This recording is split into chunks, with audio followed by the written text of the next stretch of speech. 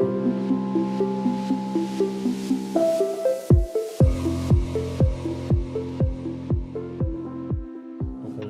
analyse la force des quadriceps et des ischio-jambiers.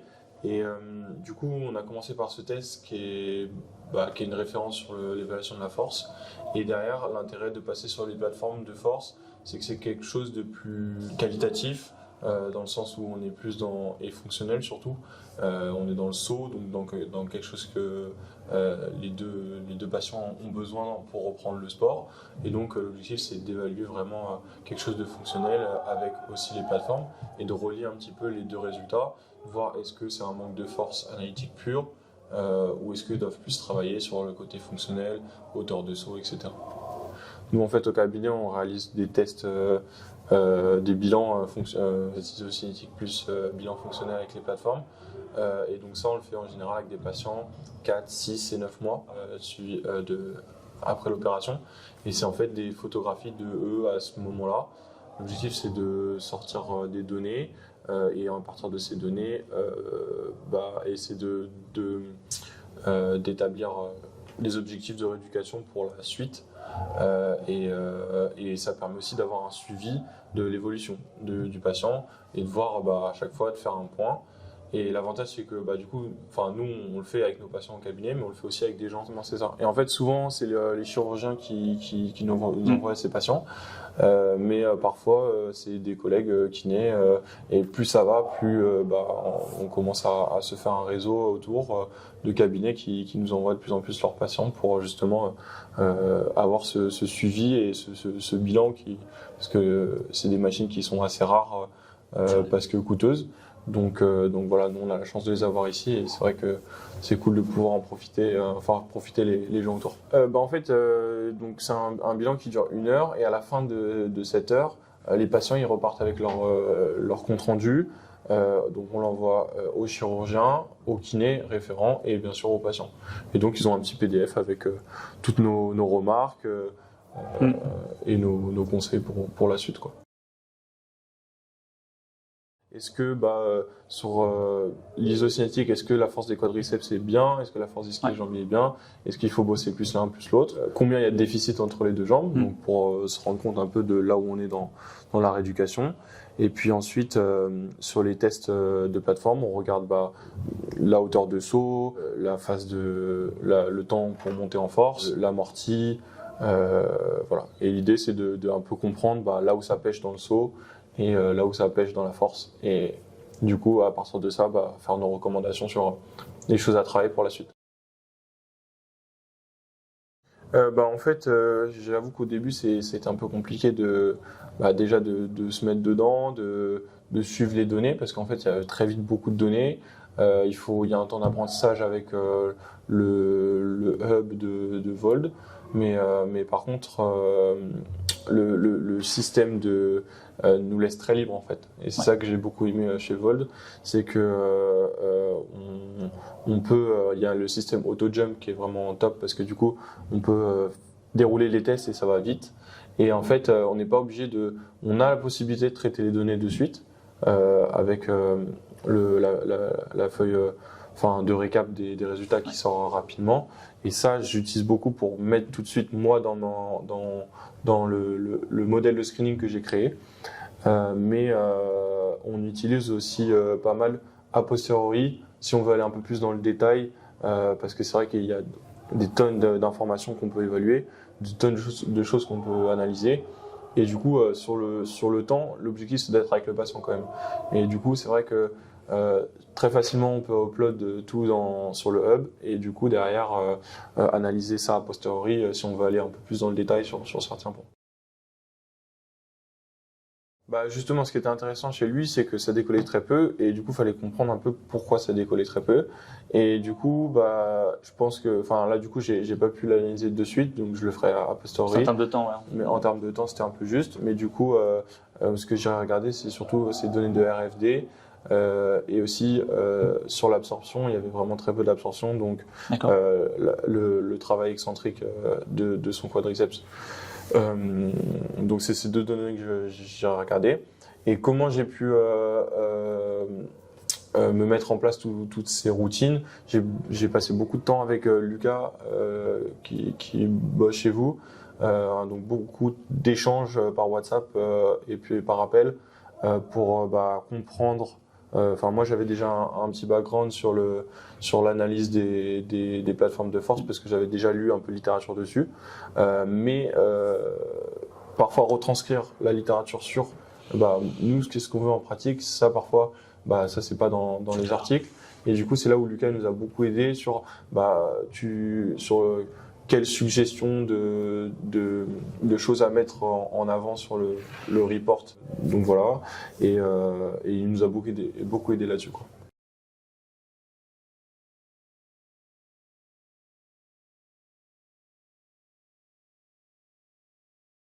Ouais, totalement. En fait, au début, quand le patient il arrive, déjà je demande quelques informations sur lui, donc le type d'opération, parce que bien sûr ça influence. Et là, on l'a vu énormément sur le fait que Alexis, qui a eu un Kenneth Jones, avait beaucoup plus de mal au niveau quadriceps que Manuel. Et ça s'est aussi ressenti sur les sauts, sur la phase excentrique d'absorption sur le single leg jump. On voit que son quadri fait pas du tout le boulot. Et du coup, donc ça c'est une première chose, le type d'opération. Bien sûr, il y a le sport qu'il pratique. Alexis fait du taekwondo et Emmanuel plus du foot. Donc bien sûr sur la demande, c'est pas du tout la même.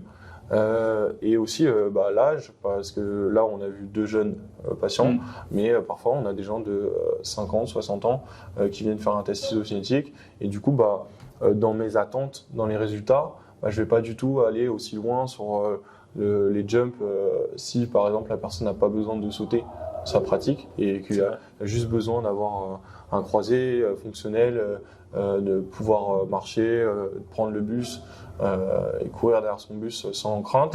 Peut-être que sur la valeur de saut, je vais pas aller aussi loin et dans les tests que je vais faire, je vais peut-être pas aller aussi loin qu'un basketteur professionnel qui a besoin de reprendre son activité.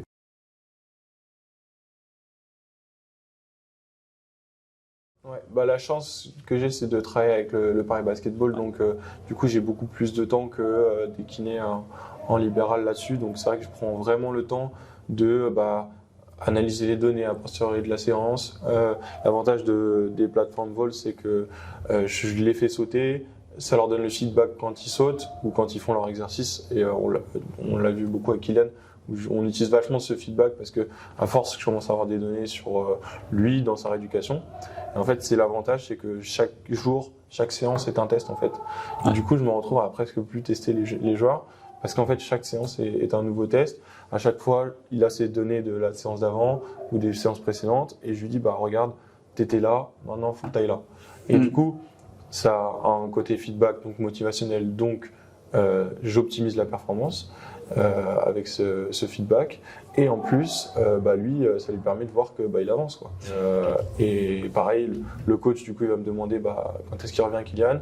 Je peux lui dire de manière assez précise, là on est là, et il reste encore ça à attendre pour qu'il puisse revenir à l'entraînement, et il reste encore ça à attendre pour qu'il revienne au match.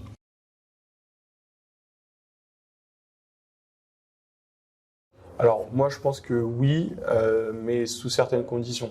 En fait, je pense que si je l'utilisais en clinique, je ferais un spot plateforme de force avec une télé en face et un truc qui bouge pas et qui est toujours allumé. Et en fait que ça aille très vite et que les gens y défilent dessus. L'avantage des plateformes vol, c'est qu'on peut changer facilement de profil. Donc si on a plusieurs patients et même plusieurs collègues qui l'utilisent en même temps, on peut rapidement switcher. Et l'idée, ça serait d'utiliser beaucoup les feedbacks, je pense. Ouais. Parce que c'est ça qui est vraiment intéressant. L'analyse a posteriori, bien sûr, si tu vois 20, 30 personnes dans la journée, tu n'as pas le temps et quand tu rentres chez toi, tu n'as pas l'envie de faire ça, d'analyser les données, etc. Mais par contre, je pense que sur ce côté feedback direct, c'est hyper intéressant parce que tu peux donner sur un test 2-3 critères à faire changer. Par exemple, avec Kylian, l'objectif c'était d'augmenter sa hauteur de saut et son RSI. Et donc, du coup, à chaque fois qu'il saute, il voit le retour. il voit son temps de contact qui évolue ou sa hauteur de saut qui évolue. Et après, je peux lui donner des petits tips, des petits conseils pour faire modifier ça. Et il peut voir directement l'application directe de ça. Et ça, c'est l'énorme plus-value d'une plateforme de force par rapport à d'autres choses, c'est ce côté feedback direct et rapide, quoi.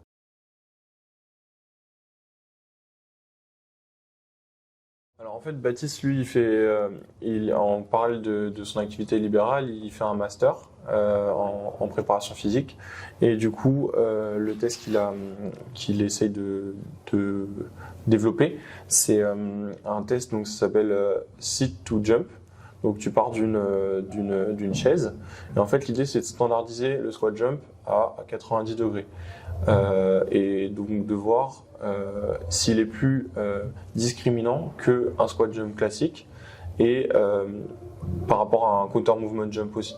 D'accord. C'est pour ça qu'il analyse ces 3 sauts et en fait lui dans son mémoire il doit faire un protocole de renforcement sur des patients qui ont été opérés d'un ligament croisé antérieur et donc ces 3 sauts plus le test isocinétique permettent d'évaluer l'efficacité du protocole.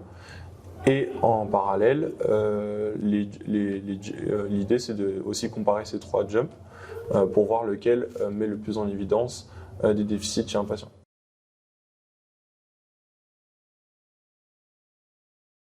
Alors lui, c'est le choix qu'il a fait sur son test de laisser les bras libres. Ça aurait pu effectivement être un des critères de garder les mains sur les hanches.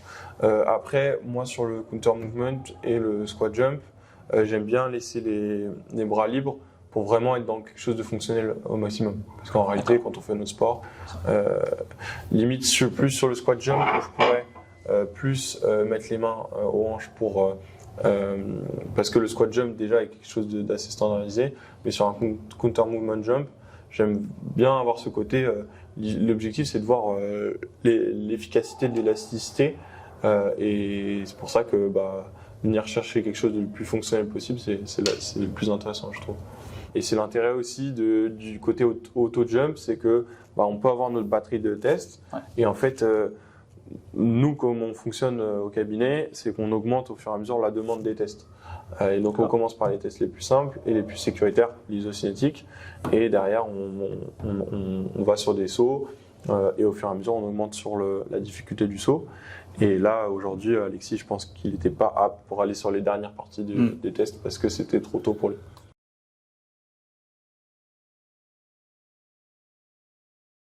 Alors du coup chez eux non, mais chez d'autres patients qu'on voit en préopératoire, on peut avoir ces données. Et nous par exemple au Paris Basketball, on fait passer des tests en début de saison et plusieurs fois dans la saison pour avoir des données quand ils sont sains. Et ça me permet aussi du coup quand un joueur est blessé, d'avoir des données de référence vers lesquelles il faut tendre pour dire qu'il est revenu à son niveau sain. Sinon, dans ces cas-là, si tu n'as pas ces données préopératoires, tu compares par rapport aux membres sains ? C'est ça, souvent c'est un peu la référence, mais malheureusement ça reste quand même, c'est ce qu'il y a de le plus pertinent, mais malheureusement ça reste un biais parce que quand on est blessé, on se déconditionne et on se déconditionne des 2 jambes. Donc ça tire les 2 jambes vers le bas forcément, même la jambe saine. Donc c'est pour ça que si on a des valeurs de référence avant, c'est l'idéal forcément.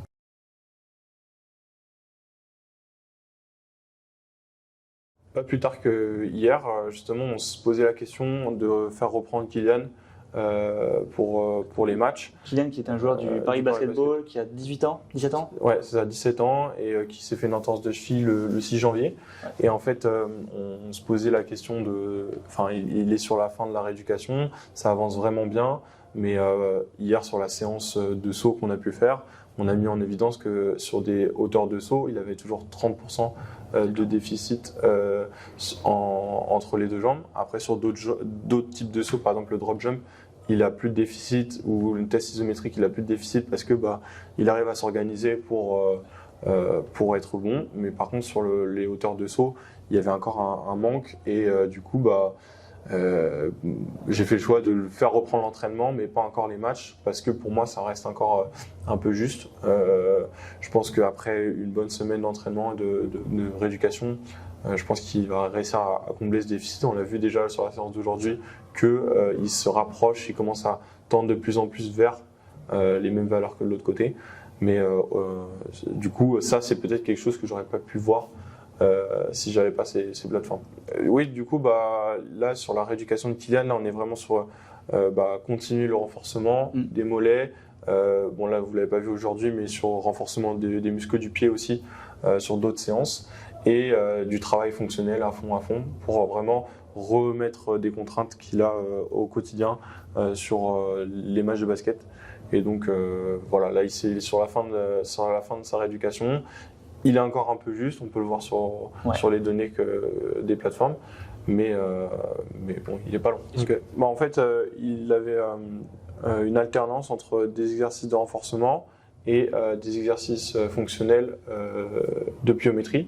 Et donc l'idée, il avait donc la chaise solaire à 100 kg à une jambe, où il faisait 8 répétitions. Et ensuite, derrière, il l'enchaînait tout de suite 5 single leg jump.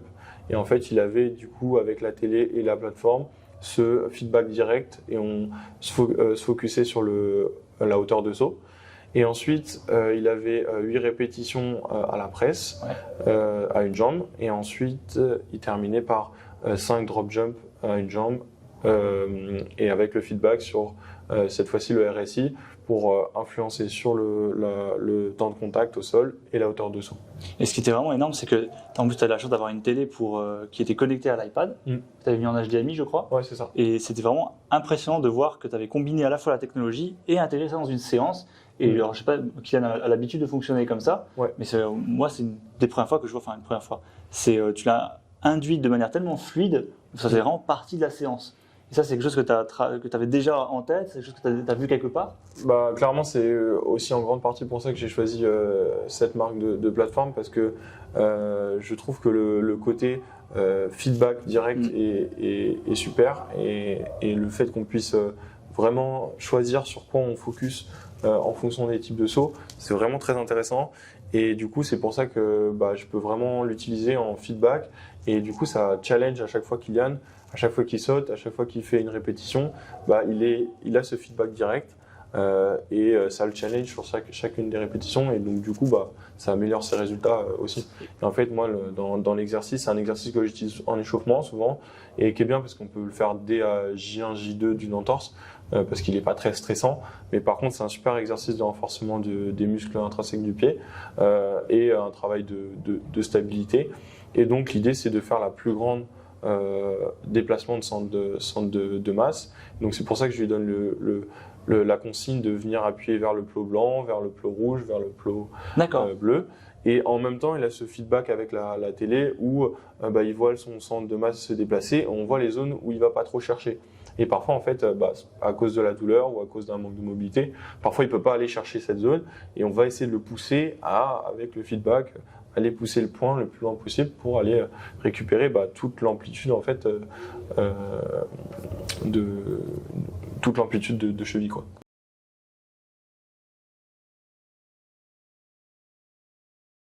En fait, la démarche, elle est assez simple. On évalue du coup le squat jump à différentes charges et en fonction des charges, on voit comment évolue le profil de l'athlète. Donc là, ici, Jérémy, je lui ai demandé d'abord de sauter avec un bâton pour faire l'équivalent d'un poids de corps. Ensuite, on a chargé avec une barre à vide, donc à 20 kg. Et ensuite, on a fait 40, 50 et 70 kg. Normalement, dans le protocole, il faut s'arrêter quand l'athlète n'arrive plus à sauter au-dessus de 10 cm. Donc là on est allé quasiment à ça, le dernier saut était à 13 mais le profil que j'ai obtenu était très fiable, donc je me suis arrêté là parce que ça me convenait et du coup à partir de l'Excel de Jean-Benoît Morin que son équipe a développé, ça a pu sortir un profil force-vitesse qui nous a donné un déficit donc chez Jérémy en force. À partir de ce déficit et de l'étude de l'équipe de Jiménez qui a été faite en 2017, j'ai pu ressortir un protocole de renforcement qui est optimisé en fonction du profil de Jérémy, donc lui qui avait un low deficit of force, donc faible déficit de force, donc des exercices axés sur le développement de la force. Ouais, l'idée c'est de refaire, après quand il aura fait 8-10 semaines de renforcement, l'idée c'est de refaire le test, revoir où il en est et déjà voir ses progrès et éventuellement proposer une suite pour le renforcement. Mais du coup, l'intérêt des plateformes, c'est que ça donne un résultat rapide, fiable et du coup, c'est un outil. En fait, faut pas oublier que les plateformes, c'est un outil au service de notre métier, mais et donc du coup, ça nous permet juste d'avoir des valeurs et de gagner du temps. Et c'est vraiment le gros intérêt par rapport à ce que j'utilisais avant, par exemple MyJump, qui est très bien aussi, beaucoup plus accessible forcément, mais qui prend beaucoup de temps d'analyse, de traitement de la vidéo. Et donc, c'est du temps en moins qu'on a à passer avec le patient, à lui expliquer, etc. Et du coup, c'est là le vrai intérêt des plateformes.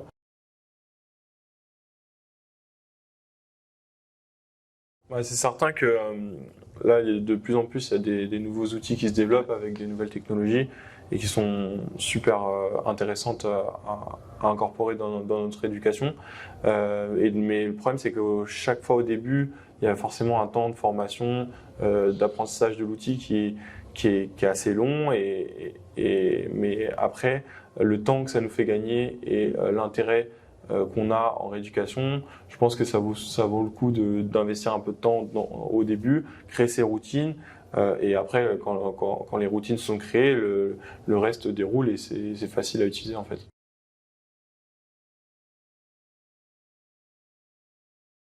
Ouais, totalement. En fait, il y a plusieurs intérêts à ça. D'abord, d'avoir le feedback, ça permet de motiver le patient et de le pousser à aller chercher encore plus de performance à chaque fois.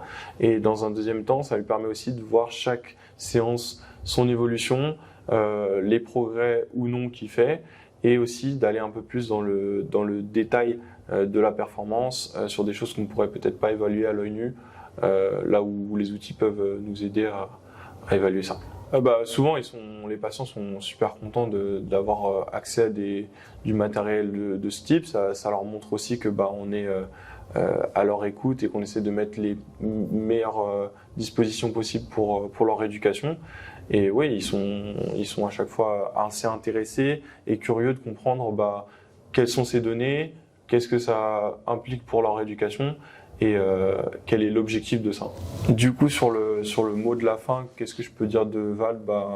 Pourquoi j'ai choisi ces plateformes? C'est d'abord pour la liberté que le software nous donne, puisque on est hyper libre de choisir les tests qu'on veut faire, créer des nouveaux tests, et la fonction auto-jump est vraiment top, puisque on peut enchaîner les tests sans forcément sortir du software, et du coup ça permet de vraiment gagner du temps et de vraiment être focus sur son patient et pas sur le produit.